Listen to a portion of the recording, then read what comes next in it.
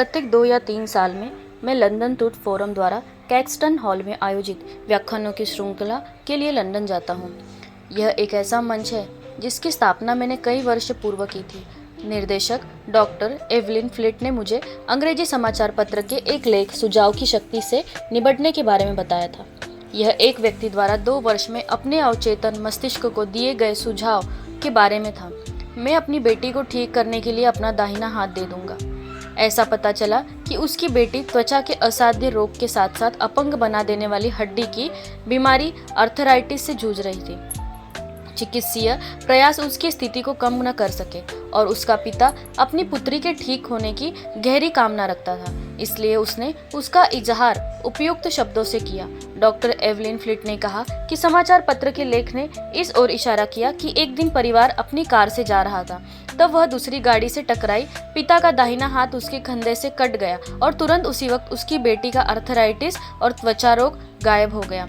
आपको सुनिश्चित करना होगा कि आपने अपने अवचेतन को केवल इस प्रकार से सुझाव दे जो आपको उपचार, आशीर्वाद, उन्नति और सभी प्रकार से प्रोत्साहित करे। याद रखें, आपका अवचेतन मस्तिष्क मजाक नहीं ले सकता, वह आपके शब्दों को ग्रहण करता है। स्वयं को दिए गए सुझाव के उदाहरण।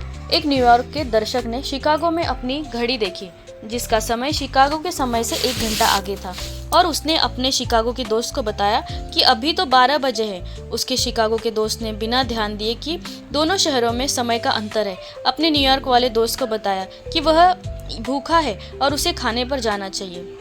स्वयं सुझाव का उपयोग विभिन्न प्रकार के डर और नकारात्मक स्थितियों को खत्म करने के लिए किया जा सकता है। एक युवा गायिका को आवाज के परीक्षण के लिए बुलाया गया। वह इस साक्षात्कार के लिए बहुत उत्सुक थी, लेकिन पिछले 3 अवसर में डर की वजह से वह बुरी तरह असफल रही। इस युवती की आवाज़ बहुत अच्छी थी, लेकिन वह स्वयं को कहती रहती, जब मुझे गाने का मौका मिलेगा शायद वे मुझे पसंद न करें। मैं कोशिश करूंगी, लेकिन मैं बहुत डरी हुई हूँ और आशंकित हूँ। उसके अवचेतन मन ने इन नकारात्मक स्व सुझावों को एक याचना की तरह लिया और उन्हें उसके अनुभव में ले आया।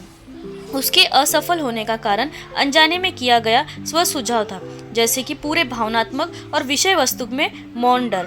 उसने निम्नलिखित विधि अपनाकर अपने डर को काबू में किया।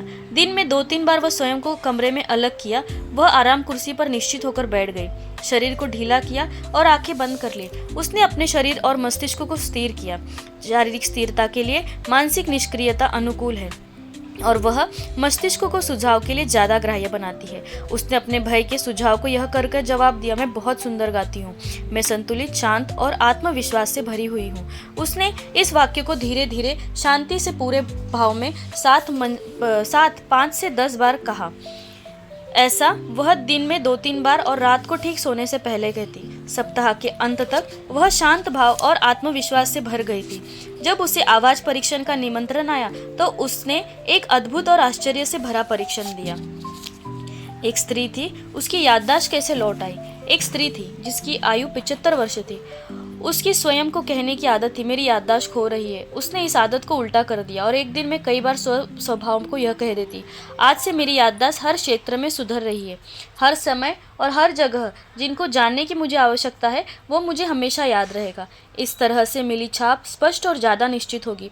मैं स्वतः ही उन्हें आसानी से बनाए रखूँगी। जिस किसी को मुझे याद करने की आवश्यकता है वह मेरे मस्तिष्क में सही दिशा में उपस्थित हो जाएगी। मैं तेज़ी से प्रतिदिन उन्नति कर रही हूँ और बहुत शीघ्र मेरी याद पहले से कहीं बेहतर हो जाएगी। 3 सप्ताह खत्म होने पर उसकी याददाश्त फिर से सामान्य हो गई और वह बहुत प्रसन्न थी।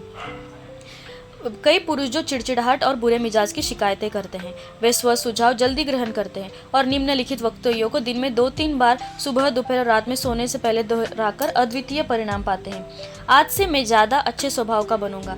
आनंदित, प्रसन्न और हमेशा प्रफुल्लित रहना मेरी स्वाभाविक मानसिक स्थिति होगी। हर दिन मैं ज़्यादा से ज़्यादा प्यार करने वाला और समझौता बन रहा हूँ। मैं अब खुशी का माध्यम और सबकी शुभेच्छा वाला बन गया हूँ। यह आनंदित, प्रसन्न और प्रफुल्लित स्वभाव मेरे मन को स्वाभाविक और सामान्य स्थिति में कृतज्ञ हूँ। कुछ उदाहरण है, जैसे कि अभी हम लोग ये 3-4 उदाहरण थे जो मैंने आपको बताए हैं। इसमें आप लोग को सिर्फ यही करना है कि खुद से बात करनी है। खुद को सुझाव देना कि मैं ठीक हूँ, मैं खुश हूँ, मैं हैप्पी हूँ, जो अपने को करना है, मैं नया घर ले चुकी हूँ, ये चीज़ मेरे पास है, मैं ऐसी हूँ, मैं वैसी हूँ। सब चीज़ जो है हम अपने आप से बदल सकते हैं, इसलिए खुद को कभी ना कभी अकेले रखना है दिन में 2-3 बार, और अपने को जो चाहिए वो सब लिखना है। देखना आपकी विश ज़रूर पूरी होगी। ये इससे ही हमारा अवचेतन मन काम करता है।